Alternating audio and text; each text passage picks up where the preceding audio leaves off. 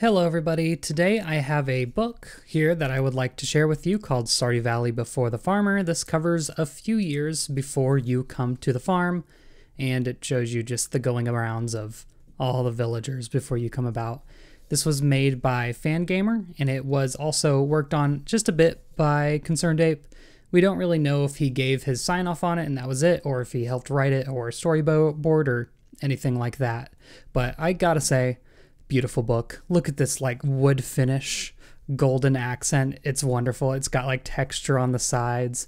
It's a little lopsided just because of my own reading, but you live and you learn, I suppose. It did come with a paper cover actually, but I of course prefer the hardcover.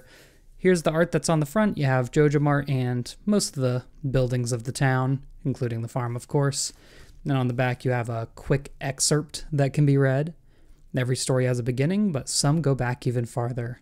Experience the joys and sorrows of the people of Pelican Town throughout the year leading up to your arrival in Stardew Valley. Each season offers new adventures, some happy and some sad. And when all seems lost, just remember, come next spring, you'll be there to save the day. Welcome our Star of Hope, and that of course is you.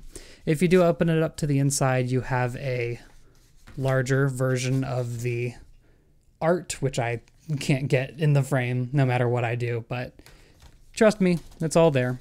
It's very pretty. It's nice art, but gotta say, the hardcover just does it for me. It also came with this little letter from Grandpa, and I don't want to open it because I think if I ruined the envelope, I'd probably cry. But luckily they do have an image on their site of what is actually on the inside, so I'll flash that up on screen real quick. But yeah, that came with it. I feel like I might shadow box this or something. I really like it. Anyway, I'm going to be taking you through the book. If I go too fast, feel free to pause it if you need to. There's a piece of cat hair on it. Feel free to pause it if you need to, because I'm not going to stay on every page for that long. On the inside, I just want to point out how the paper isn't actually pure white, and the ink isn't pure black. It's more of like a dark, very dark brown, and the paper's kind of pearl-ish. And on this page we have all the credits, of course, all the people who worked on it. Eric Baroni, which I've been told is how you actually pronounce his name. Art director Carrie Fry. A supporter Ryan Novak. Japanese support. So you'll notice that everything is actually also written in Japanese, just because it makes it easier for everyone. And then the main worker of the book, Chihiro Sakaida, who represents themselves as a brown Junimo, which is very, very cute. And you actually have their Twitter handle there as well. Anyway, I have a Joja name tag on the right, assuming it's probably for you, the player character. First we have the prologue, and we have a little bit of a budding plant here. I guess we'll find out what that is later. One thing I really like about this book is it kind of guides you with songs that you might want to play as you read through it. So I think I'll bless you with that pretty quietly, but it'll be there. And this is, I believe, the player character running through the fields of the farm. You can actually find Junimos pretty much on every single page if you look hard enough for them. I like to think that maybe before you came to the farm, or rather before Joja came to the valley, that they were just much more intertwined with the general community. There's some there. There's just more of us walking through Grandpa's farm as a kid. As I said, this doesn't all take place completely in the year before. It actually covers several years, although I believe fall and winter both take place in that one year. And there's just a beautiful wide shot of the farm. I love it so much. You can see kind of what Grandpa had his farm as, little flower bouquets there. Very cute. Junimo's just kind of in plain sight, to be honest. And your grandpa catches you, and he's, you know, just happy to be hanging around with this kid. But of course, we all know how Stardew Valley starts. We like to joke about it a lot, I think, but it is rather sad. I do think they gave his bed a little more support than there is in the game. And of course, he gives you the letter for whenever you feel you need it. However many years later, don't want to put a solid age on it, we have the clicking of all of the computers in the Joja. I guess this is a call center, Joja call center. And I like how they have the black pages to accent how kind of sad it is. And as some tears start to fall, you remember your letter. A few stories from just before you come to the valley. Really love these pages. One of my favorite things about things like this is just looking at every page for basically as long as you possibly can to find every single little detail, like, oh, there's a sheep, there's a chicken. What else can we find? There's some butterflies, sunflowers. And our plant here for chapter 1 has grown a little bit taller. So we'll see. Hopefully that'll be budding next season. And here we have the beginning of spring. I gotta say, I absolutely love how the game starts out with spring. It's so pretty. The pink flower petals flying around. This tree in particular, just so pretty down at the top of Cindersap Forest. And then I feel like it can kind of be implied through some of these pages that the Junimos used it as just an area of chill of some sort, maybe a nest, who's to say. Bigger Junimo, smaller Junimo, very cute. Just bouncing all around the valley. Someone littered. You hate to see that. And here we have a beautiful wide shot of Pelican Town. But if you look here, you'll actually notice that Junimart isn't there yet. It's just a pile of rubble, which, you know, probably should be cleaned up, but oh well. Just give us a moment to look at this. It's so pretty. Oh, and it actually kind of shows the connection between Cindersap Forest and the town. Just something you don't never see. I wonder if there's a mod that kind of connects everything, where there's no loading zones. I'd believe it. And we finally get a look at some of the villagers. We have Harvey, I believe that is Caroline and Jody. And we have Gus down here. Someone's up here, maybe Grandpa? Who's to say? Someone fishing. We have illustrations of a lot of the bait that you can use. And this Junimo just kind of chilling in plain sight. I don't know about that. Of course, we have all of our spring crops, animals from Marnie's place.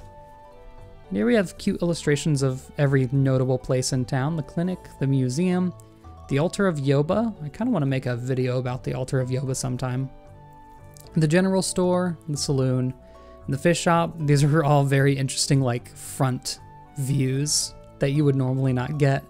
You wouldn't see all of this. I don't know. It's kind of cool. We have the Adventurers Guild, the mines. I particularly love this drawing of the rock crab here. Absolutely adore it. We have the carpenter's shop, the wizard's tower, the traveling cart. Someday they'll make you romanceable. And the blacksmith. And finally, the community center, back before it became decrepit too. And all of these scenes we have here are actually people just hanging around in the community center. Here we have Leah and Emily both working on something in the arts and crafts room. Willie and Gus in front of the fish tank. Pierre, of course, at his office. And Marlon actually interacting with some of the other characters, which you like to see. He never really does that in the main series, other than, I think, in Hallows Eve? Or the Spirit Festival? Which one is it? I don't know. Then we have George, Evelyn hanging out here. Carolyn and Jody in the back. And Clint in the boiler room, of course.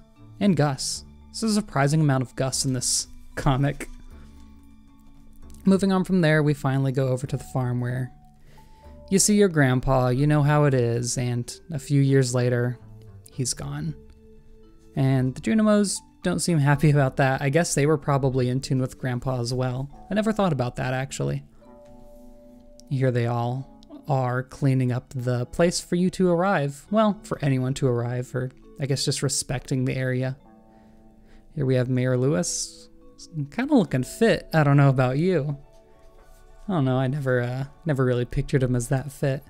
And of course, it's perfectly clean from all the Junimos. And we actually got a little lead in here. So there's some parsnip seeds spread on the floor. So that's how they end up left for you. You never really think about how small the seeds actually are, because they're such a big item in the game. And of course, the Junimos are all happy. The cabin's all cleaned up, ready for someone to come in. Of course, they don't know that yet. Moving on to summer, and now we can see that it's actually a sunflower that was growing, so that should be blooming through summer and fall, according to the game's logic. Beginning of summer, we have a scene here starting out in the community center where Lewis is kind of just thinking something over, and it seems like we have all the business owners and George and Evelyn here to visit him.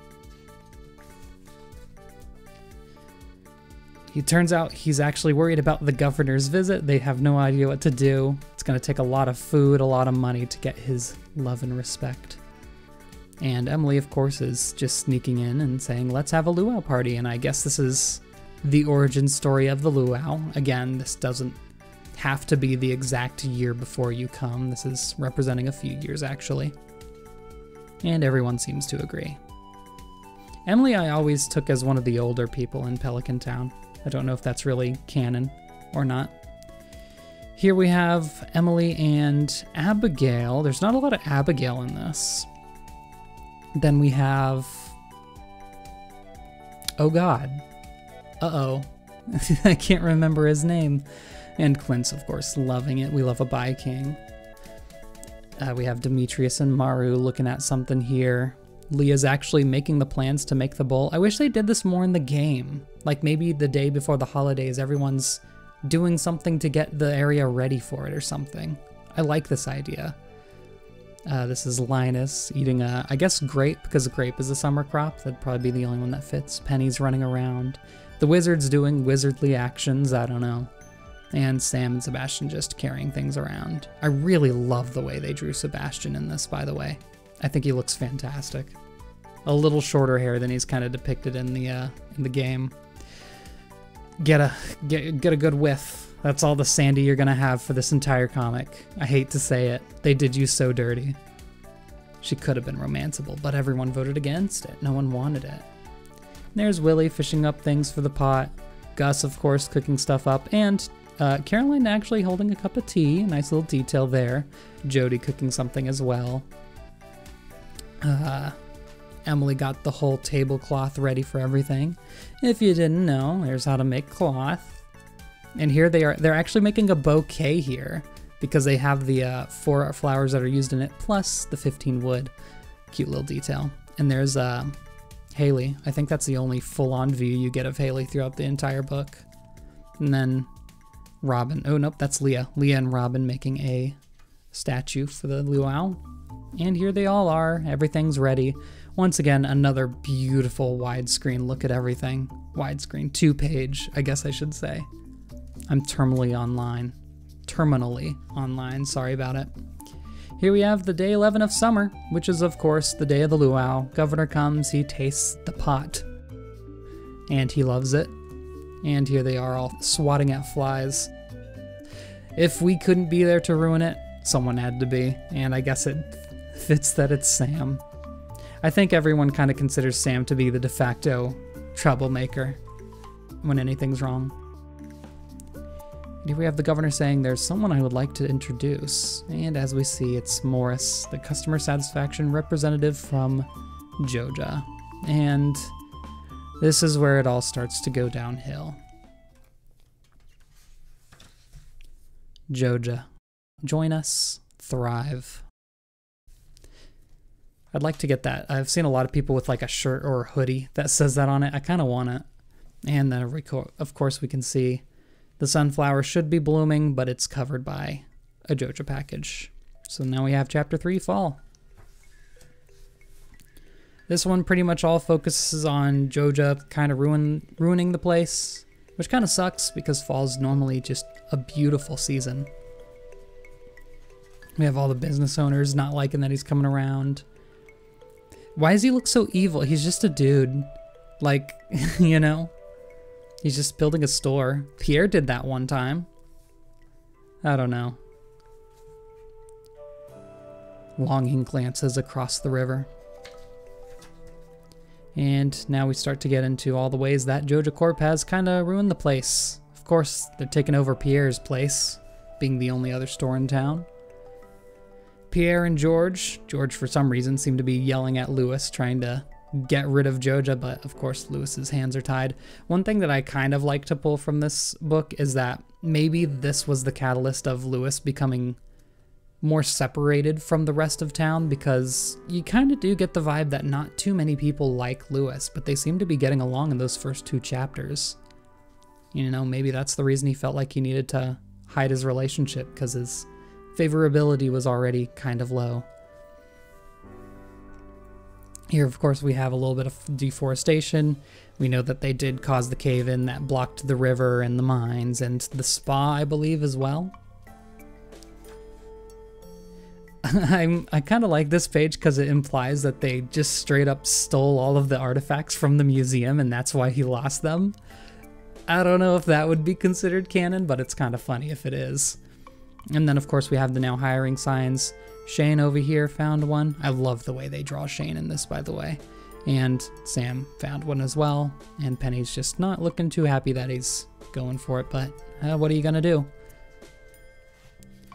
Sam does actually end up working for the museum after you shut down Joja, so wonder why he wasn't there before. Didn't have the experience, I suppose.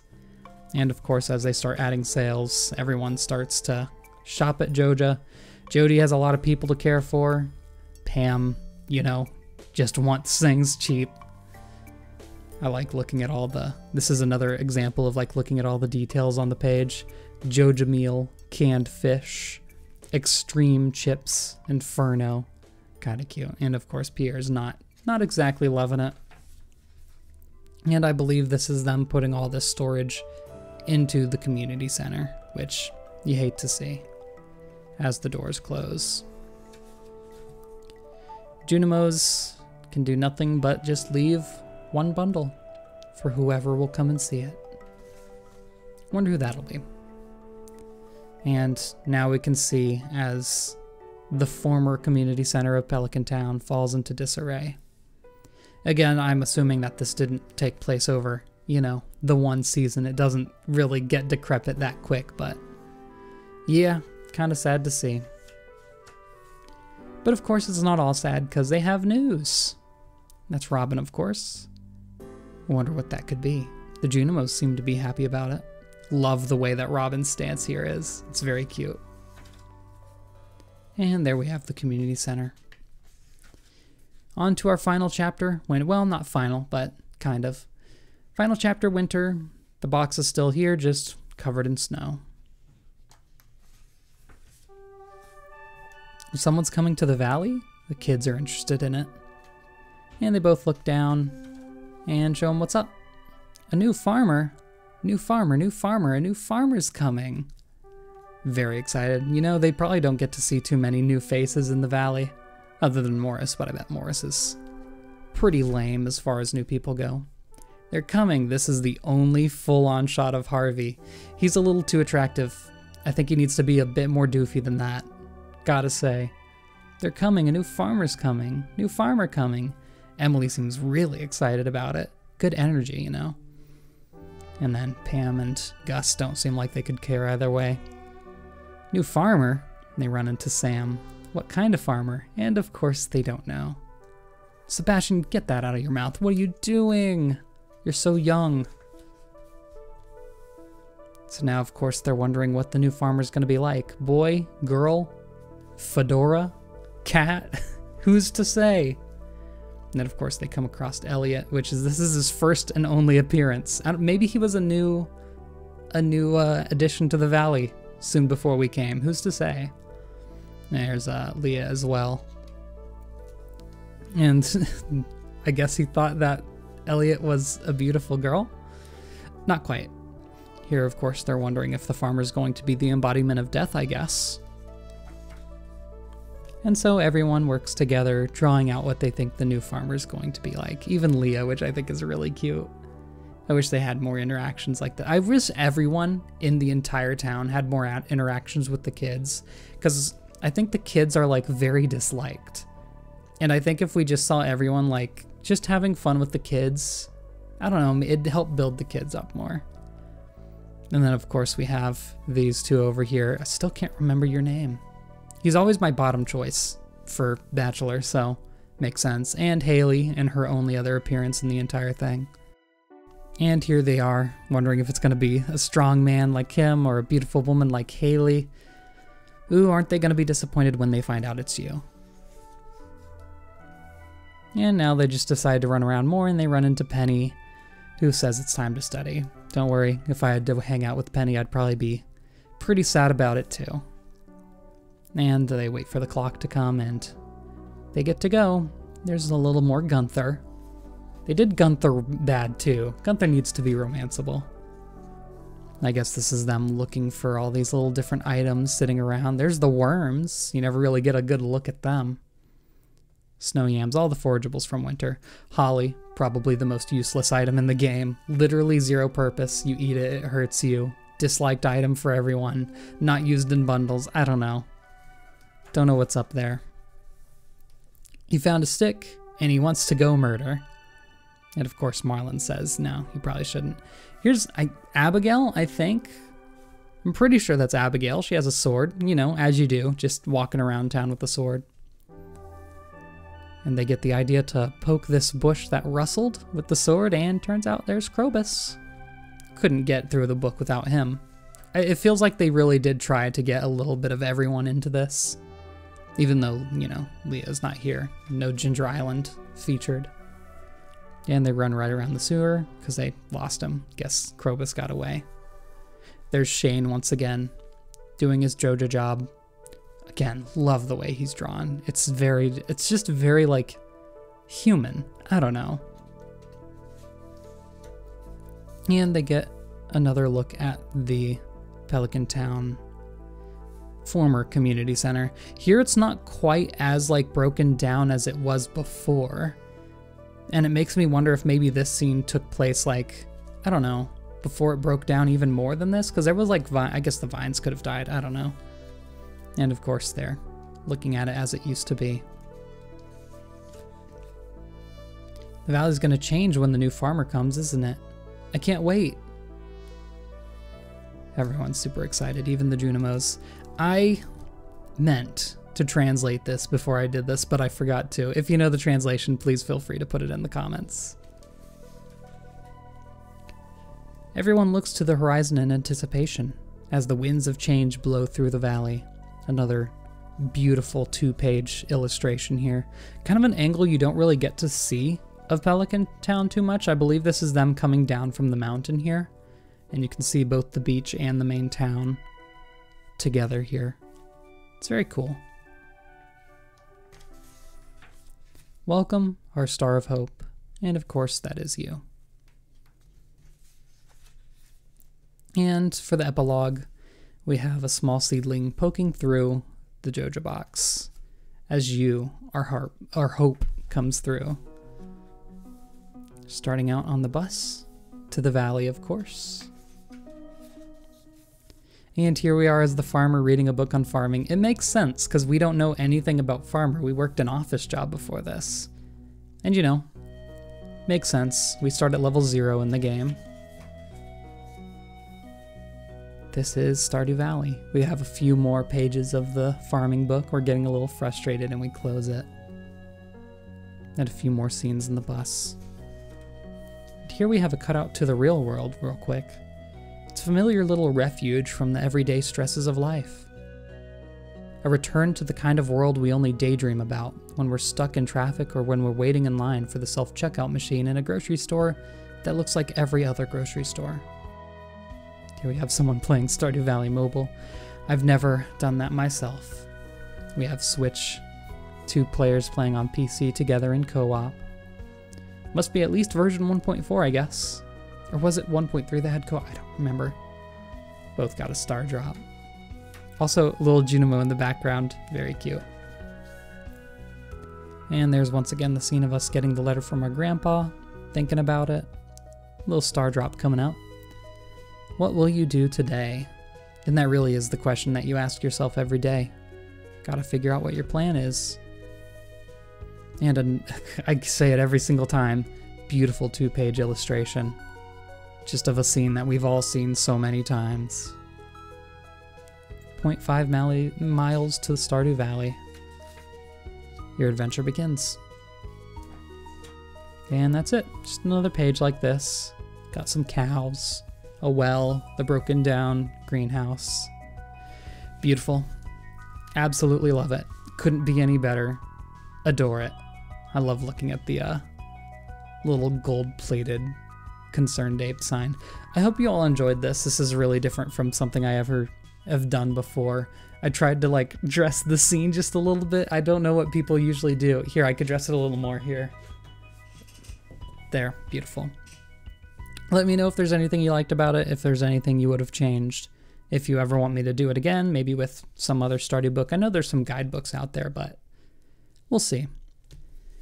Thank you all for watching, and good night.